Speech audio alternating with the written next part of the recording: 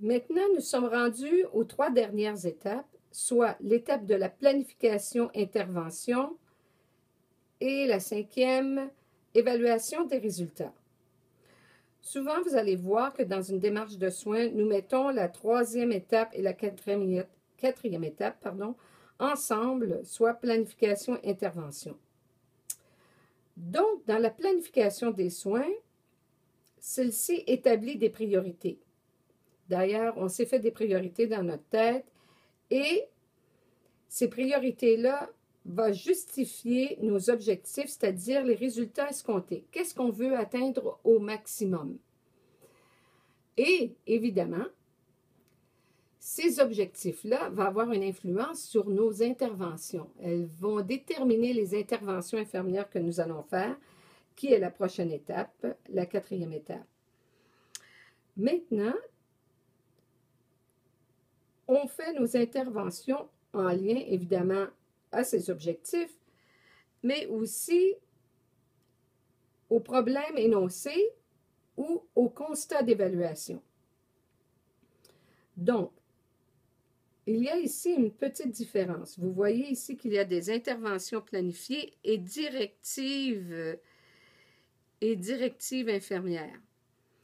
Donc,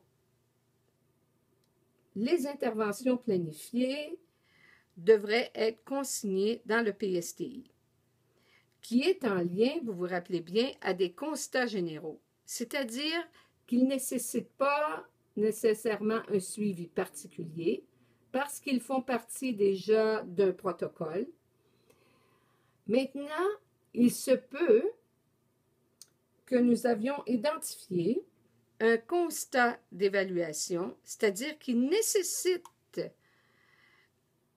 un suivi particulier. Alors, nous nommerons ces interventions des directives infirmières que nous mettrons dans le PTI.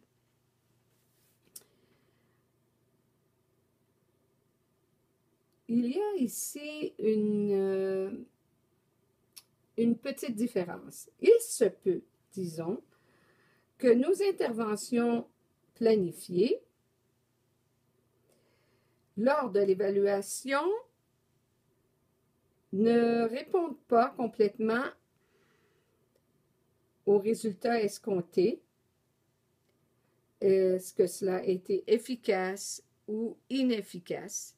Alors, il se peut que ces interventions planifiées deviennent des directives infirmières à mettre au PTI.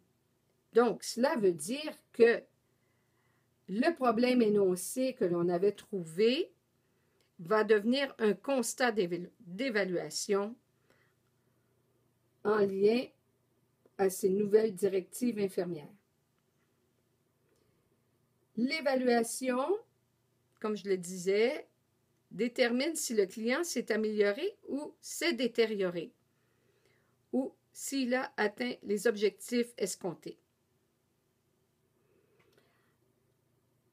Cela termine pour les 5 étapes de la démarche. Nous allons voir en quoi consiste le PTI.